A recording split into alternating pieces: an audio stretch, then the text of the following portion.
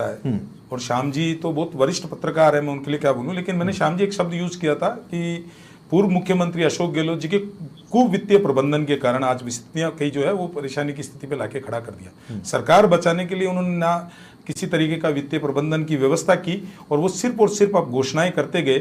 उसी का कारण है कि भुगतना पड़ रहा है कि जो बिजली का घाटा था वो 2018 के अंदर राजस्थान का जीरो था, बराबर 8 पार्क पे वसुंधरा जी लाके खड़ा कर गई थी। आज 17,000 करोड़ रुपए का बिजली का घाटा है।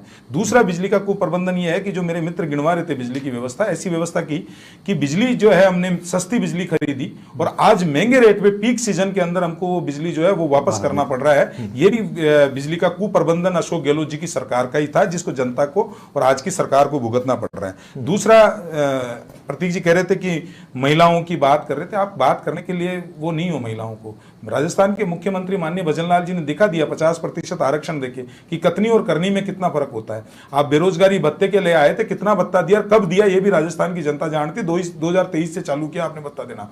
आपने कितने हजार युवा थे, 18,40,000 पंजीकृत युवा थे, जिसमें से 1.5 लाख युवाओं को आप बेरोजगारी भत्ता देते थे, और वो भी 800 और 500, उसमें से भी कई राइडर आपने लगाए हुए थे। इसलिए सारी जनता मैं ये जानना चाहता हूं, दूसरी चीज मैं ये बता दूं, एक सेकंड, आज सब ये जानना चाहते हैं, ये जो आप कह रहे हैं ना कि वित्तीय कुप्रबंधन, ठीक है, हो गया उस जमाने में वित्तीय कुप्रबंधन, मान लिया सरकार चली गई, अब आपकी सरकार, अब आप कैसा सुप्रबंधन कर देंगे कि ये 100 यूनिट बिजली आप सबको फ्री में दे दें, ये 1200-1300 के जो बिल माफ हो रहे हैं, मैं वही आप आएगा कहां से, ये रुपया कहां से? मैं क्या कह रहा हूं, जो समीक्षा की जा रही है वो इसीलिए की जा रही है, एकदम से आए और नहीं कर दिए।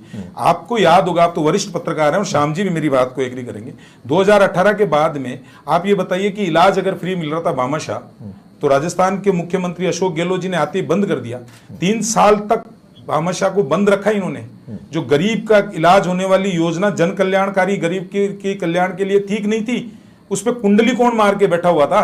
राजस्थान के किसान को बिजली के बिल पे सब्सिडी मिल रही थी। 3 साल तक उस टाइम के मुख्यमंत्री अशोक गहलोत जी कुंडली मार के बैठ गए, वो जन कल्याणकारी ठीक नहीं थी। मैं ये कह रहा हूं कि अगर जनता को कहीं फायदा हो रहा होगा, एक छोटा सा सप्लीमेंट्री, गरीब को गणेश, मैंने एक शब्द और जोड़ा था उसमें, गरीब को गणेश मान के, ठीक है, इस योजना का लाभ उस व्यक्ति तक पहुंच रहा है जिस व्यक्ति को उसकी आवश्यकता है। मानना है कि साहब जिस व्यक्ति हर सरकार को गरीब को गणेश मानना ही पड़ेगा, जिस व्यक्ति, राहुल जी, जिस ऐसी बात है, जिस व्यक्ति को आवश्यकता है उस व्यक्ति तक उसका लाभ पहुंच रहा है कि नहीं पहुंच रहा। जिस व्यक्ति को आवश्यकता ही नहीं है वहां पे अगर कोई चीज जा रही है, देश के यशस्वी प्रधानमंत्री नरेंद्र मोदी जी ने आते एक बार रिस्पॉन्ड करना चाहते हैं, 10 सेकंड दीजिएगा। देश के यशस्वी प्रधानमंत्री जी ने आते ही कहा कि गैस के सिलेंडर पे सब्सिडी छोड़ने की बात हुई, उन्होंने बंद नहीं की, लेकिन जनता जो है वो चाहती थी कि हमको छोड़ दे। आप ये स्कीम लाने वाले हैं क्या कि कोई छोड़ना चाहे तो छोड़ दे, या आप कह रहे हैं आज पार्टी का स्टैंड है? एक चीज और जो ऐड कर देता हूं, इन्होंने राहत कैंप लगाए थे,